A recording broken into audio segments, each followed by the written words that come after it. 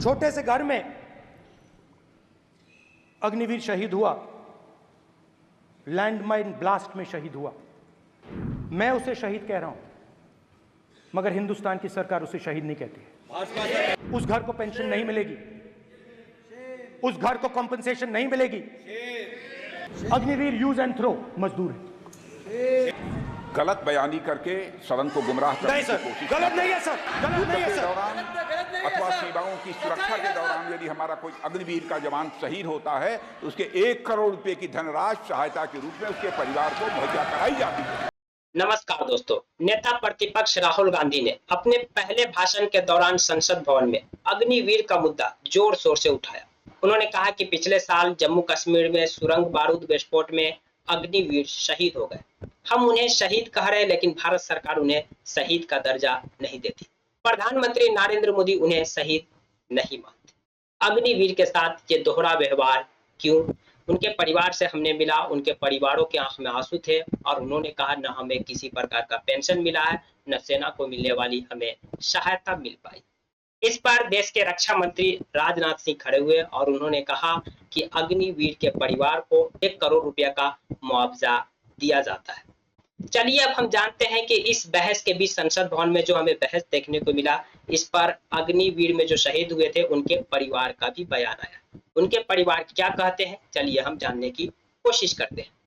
शहीद हुए अग्निवीर के पिता रंजीत सिंह का कहना है कि उनके परिवार को पंजाब सरकार यानी कि वहां की जो स्टेट गवर्नमेंट है उनकी तरफ से 1 करोड़ रुपया दिया गया है। वहीं केंद्र सरकार से मिलने वाली सहायता पर उन्होंने कहा कि केंद्र सरकार से उन्हें बीते कुछ दिन पहले 48 लाख रुपया मिला है। हालांकि वो केंद्र सरकार से काफी नाराज दिखे। वो कहते हैं केंद्र सरकार ने हमें न तो कोई शोक पत्र दिया है और न ही कोई सांत्वना दिया। इनके अलावा उनके परिवार को किसी भी प्रकार का कोई पेंशन नहीं मिला है और सेना के परिवार को मिलने वाली सहायता भी उन्हें नहीं मिल पाई है। उन्होंने कहा कि रक्षा मंत्री राजनाथ सिंह ने जो संसद में दावा किए हैं वो सच नहीं है। चलिए, ये तो रहे संसद में सत्ता पक्ष और विपक्ष के बीच की बहस। हम समझने की कोशिश करते हैं कि ये अग्निवीर योजना क्या है, जिसको लेकर के संसद से लेकर के सड़क तक हमें बहस देखने को मिलती है, विवाद देखने को मिलती है और खास करके युवाओं में अग्निवीर योजना के लेकर के काफी ज्यादा असमंजस देखने को मिला रहता है। यानी काफी ज्यादा अग्निवीर योजना की चर्चा युवाओं में हमें देखने को मिलती है।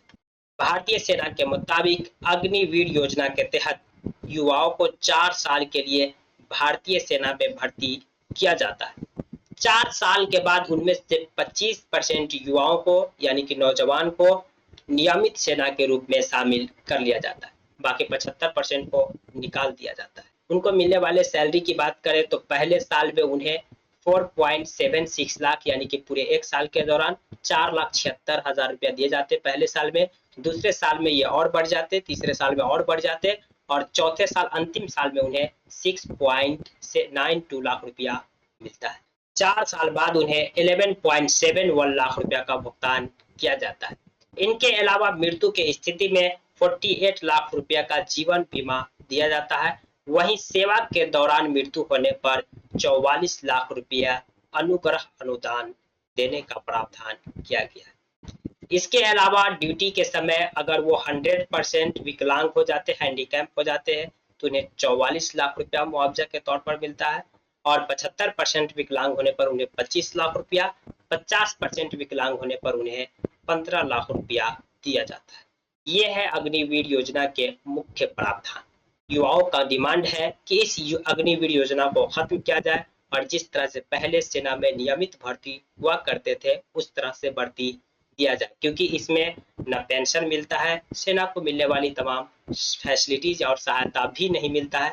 इसके अलावा 4 साल के लिए जो युवा शामिल होते हैं और 4 साल के बाद वो युवा आगे क्या करेंगे, उनके भविष्य की कोई गारंटी नहीं होती है। उनका भविष्य का क्या होगा इसका कोई सरकार इंतजाम नहीं करती है।